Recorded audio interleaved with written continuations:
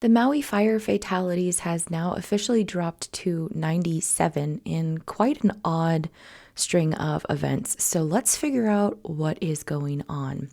The Maui Police Department announced Friday that the death toll of the destructive Maui fire dropped to 97, a significant change from the 115 believed dead that Maui County Medical Examiner Dr. Jeremy Stulpnagel attributed to instances where officials initially believed remains belonged to two people instead of just one.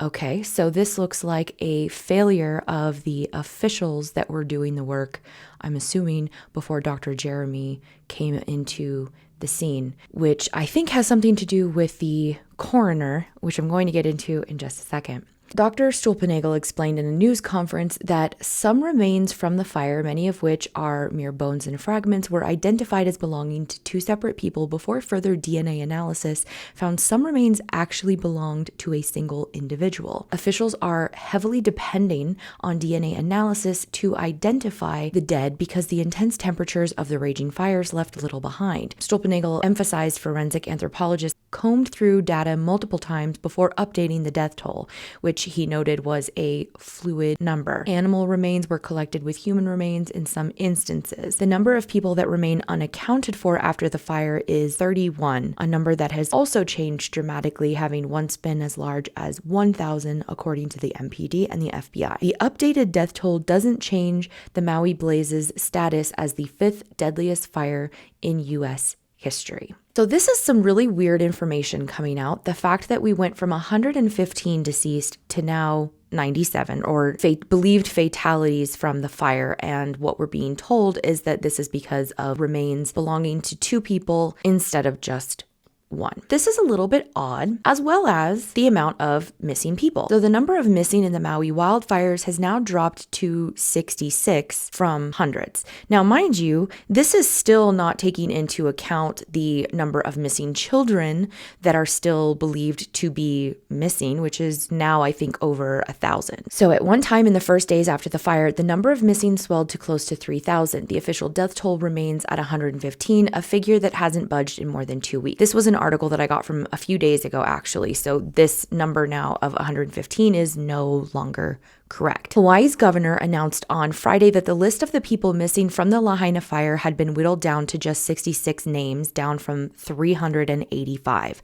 The new number is a vast relief to officials who at one point feared that hundreds of people would never be accounted for. In the first days after the fire, the missing list swelled to close to 3,000, but a clearer picture of what the final death toll will be has emerged after rescuers combed for weeks through the ash looking for human remains, and investigators cross-referenced various lists compiled by shelters and government agencies. Officials released the updated list of 66 names on Friday afternoon and encouraged anyone with information on their whereabouts to contact the FBI. They also asked immediate family members to submit DNA samples. So this seems to be one of the biggest areas of contention as to why possibly the numbers are the way that they are.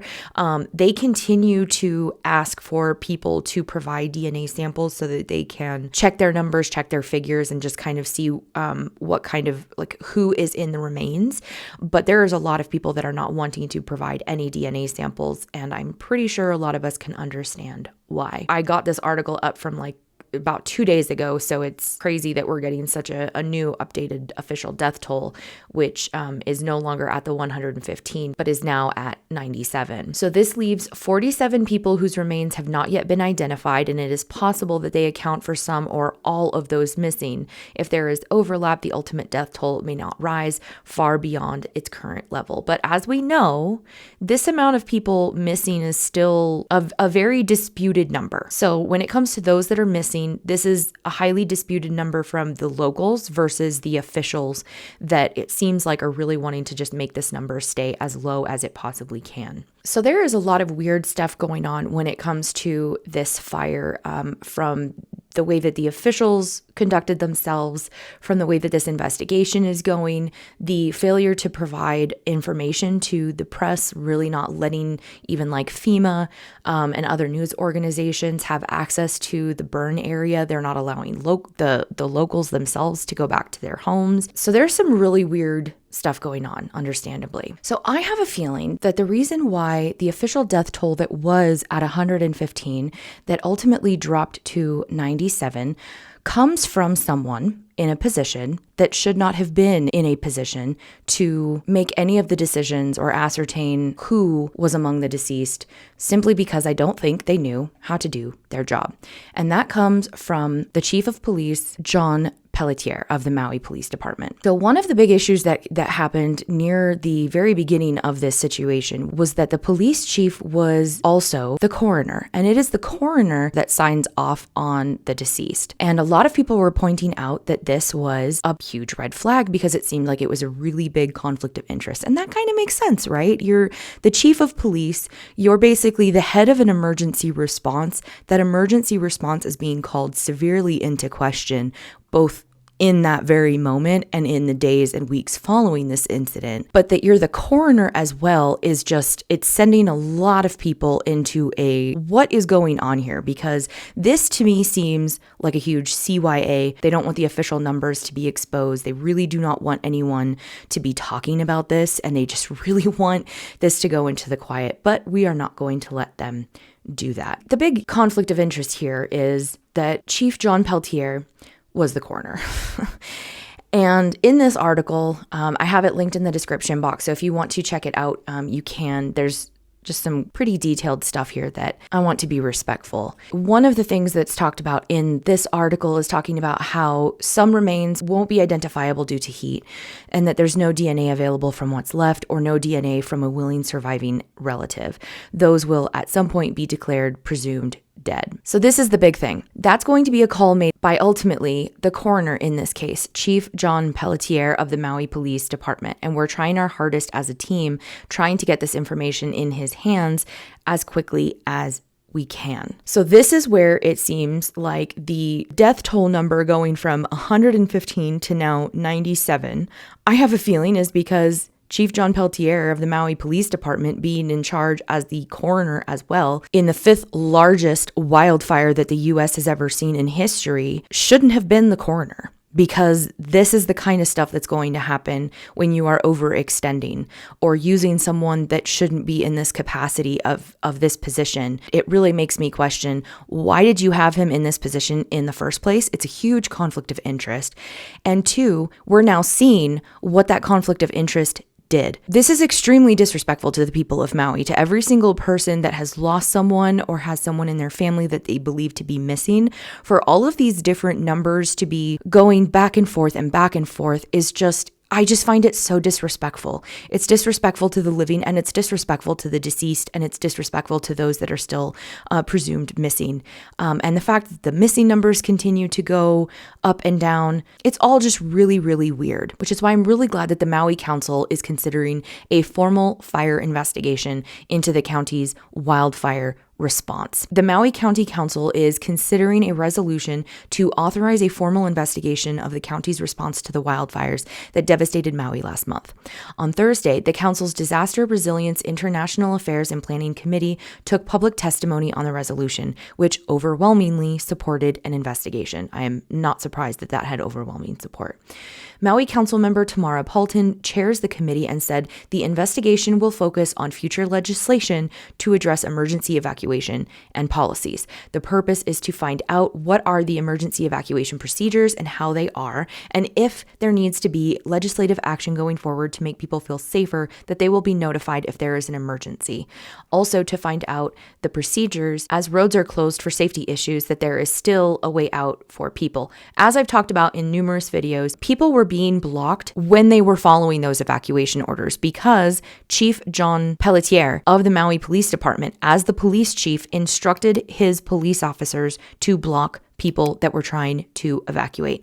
Does that make sense to you? Because it certainly doesn't make any sense to me. And that seems to fly in the face of what is considered a proper procedure to get people a way out of an emergency situation. I wish that this had a little bit more forceful language of going after the actual officials, but time is going to tell. Another thing that's going on is that the Maui County Council is considering a bill on post-fire cleanup options.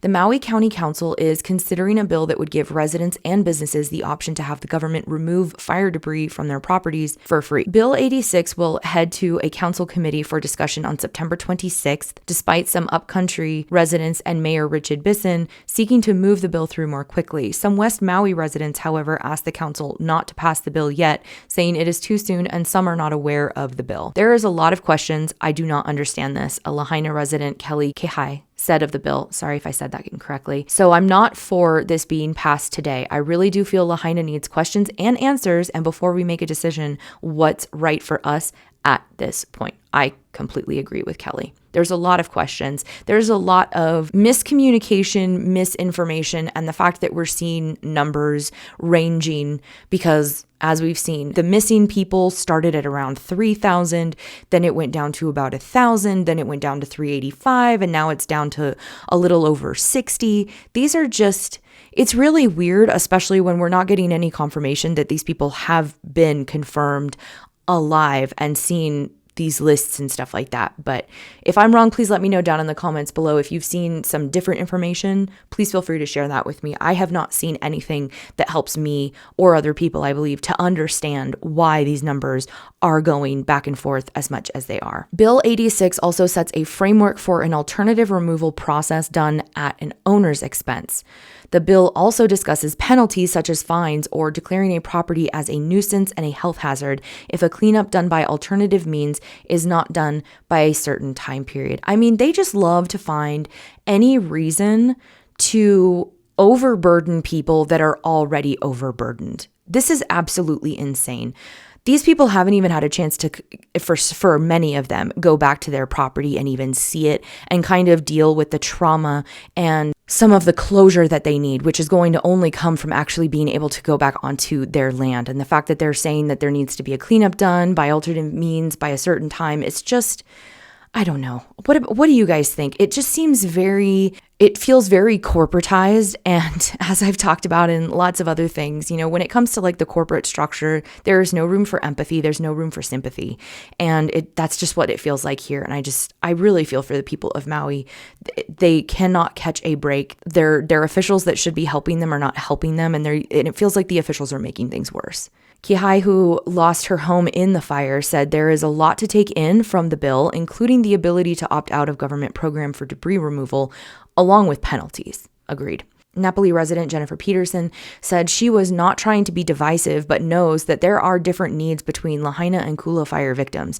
She said many West Maui residents may not know about the bill or may have found out about it late. I didn't have a chance to read it, and I redlined a lot, asking for the bill to be sent to committee Friday. She said it's important for details to be addressed and for questions to be answered so residents can understand what they are willing to support. And I think that they're just taking advantage of the fact that so many people are still in a trauma state. So many people are still don't have internet, don't have a lot of access to things. They are just trying to get by from day to day.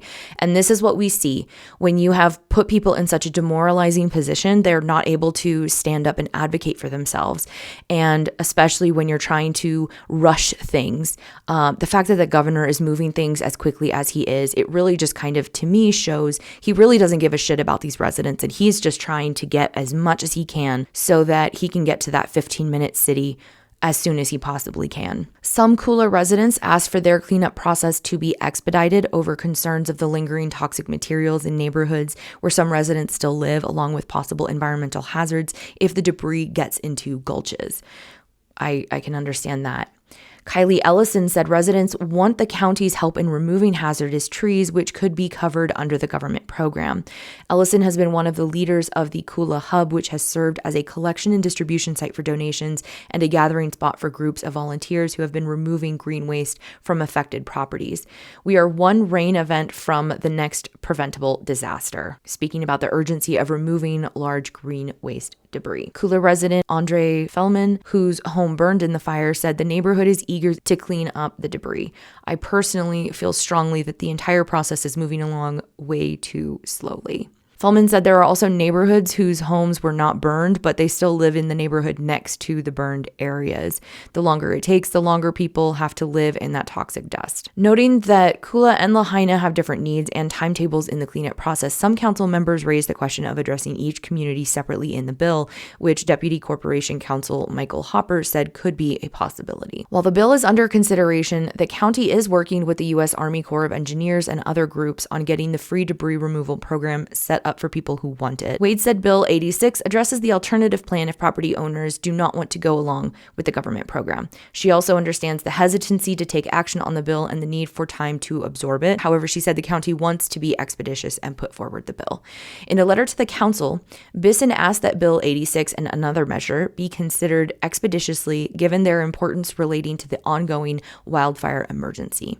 When Wade spoke to Kula residents about the debris cleanup, she said she did not have an alternative plan to offer to Kula residents impacted by the fire, but most residents decided to go along with the free government program. Wade said she wants to have an alternative plan to offer residents, including those in Lahaina. The county announced Thursday that it hopes to get the first groups of residents and possibly businesses into Lahaina see their fire-damaged properties on September 25th. These are properties that the Environmental Protection Agency, or EPA, has inspected and removed hazardous household materials from. So this is the first time that we're seeing an actual date of when the possibility that residents and businesses can go back into Lahaina and see their properties, and that is September 25th. With the hazardous materials removed, property owners and tenants can visit their properties for closure and to gather any personal effects, the county said. Debris removal will follow. Cole Glenwright, Recovery Operations Section Chief for the California Governor's Office of Emergency Services, told the council Friday that cleanup of fire-stricken properties may run in the $70,000 range, though it depends on the size of the structure and the cost could be different in Hawaii. I personally think that if it's a natural disaster, that it's on the government to help people, because this is something that people do not plan for. This is completely unexpected. It has nothing to do with your insurance, and it's completely out of bounds of reality. And that's what so many of these catastrophes are. They are out of bounds of reality. And because the US doesn't do anything to fix its infrastructure, these kinds of things are going to continue to happen in a multitude of areas. So it bothers me that people are expected to have the ability to pay over $70,000 plus, which is going to be much higher in Hawaii, most likely. I find that absolutely mind-boggling and in some ways kind of diabolical, because it's like, this is not what people have available to them. And their insurance isn't covering it, as we've seen in Maui. There's a lot of people, their insurance is not going to cover anything that has happened, because it's now a convenient thing of, oh, it doesn't meet certain, regulations and policies, so you're not going to be able to rebuild, so your insurance doesn't cover anything. This just seems really sus to me, and I really don't like it. Glenwright added that from his experience with California wildfires, only about 15% of people opt out of the free debris removal government program and do it themselves. This tends to be corporations and or those who are highly insured and may want to use their own contractor for cleanup. So yeah, okay. I don't know. I just still feel like I don't like it. I don't like the way it feels, but that's just me. The cleanup bill was one of several measures related to the fire that the council considered Friday. The council also approved a resolution urging the mayor to hire a qualified CPA firm or similar professional entity to ensure Maui County maximizes its access to federal disaster relief funds. That's okay. I don't really have an issue with that. The resolution said that with county officials focused on recovery efforts, they may not have the capacity to develop the expertise required to access all available funding. Employing a firm with expertise in helping clients obtain federal grants may be an asset to the county. Council members also referred two resolutions relating to the wildfires for more discussion in committees, including a resolution authorizing a council committee to conduct a formal investigation of county agencies on the county's response to the August 2023 wildfires on Maui Island. The resolution was referred to the Government Relations, Ethics, and Transparency Committee, because as we know, transparency has been a really, really big issue. The other approved resolution urging the governor and the mayor to expedite manufactured and modular developments in areas support by the West Maui Community Plan, was referred to the Disaster Resilience International Affairs and Planning Committee. The resolution says the housing crisis has been exacerbated in West Maui and that expeditious permitting of manufactured and modular housing developments in areas supported by the West Maui Community Plan will provide meaningful relief to those displaced during the August 2023 wildfires. Now, as we have seen, there are a lot of different locals of Maui, of Hawaii, that are very concerned with what the city and the county and especially the governor have plans of or have in store for Maui when it comes to the housing crisis. We've seen that they want to basically take a lot of the people that were affected by this and just bring them to the mainland, which is going to create an additional housing crisis on the mainland. But we've also seen the talks of a 15-minute city or making Lahaina a historical site, which is going to affect people's ability to rebuild. And it's not taking into account what the people of Lahaina actually want. It's not taking into account what this indigenous group of people want to do with their land, which is why so many people consider this to be a huge land grab. So yeah, there is some really weird stuff going on in Maui that to a lot of people, including myself, I don't really understand a lot of this. I mean, I can see how a death toll number is going to change, but honestly, I would have thought that number would have gone up, not down. But I'm glad to see that there is a new medical examiner that is not the coroner, so not Chief Pelletier, because I think that that's part of the reason why things have been the way that they are. But like I said, it just feels really weird to me, and a lot of things just do not make sense and continue. It just seems like there's such a failure on a massive level when it comes to Maui. I really feel for the people because this has just got to be so frustrating on top of everything else. You know, like when we think about it, when we think about people that are losing their homes, losing their family members, losing their pets. I mean, a lot of these people have lost children. There's so much. And I wish our systems worked better for people and actually had the feeling of like, we're here for you and we're going to do everything that we can for you. That just seems to be missing, but that's just me. That's just my take from this. So this is the most recent update I have for you guys. Let me know down in the comments below what you think of all of this. Do you think it's a little weird about the death toll numbers changing the way that they are, or does this make sense? Do any of you have any, experience or any more details on how this kind of stuff works? Because it's definitely new to me. I know when we saw the campfire, there were lots of different changes to that death toll number, but it was usually in the up position, not the down, and certainly not in such a high amount of people, especially when it comes to those missing. So yeah, let me know down in the comments below what you think. If there is anything else that you would like me to cover on Maui that I have not been covering, please feel free to send me any information that you guys have either in the comments down below or go to endemictimes.com where you can reach me via email. So thank you so much for watching. If you liked this video, please give it a thumbs up, hit that subscribe button, and share with anyone that you think might find this information helpful. And as always, stay safe, take care, and be kind to each other.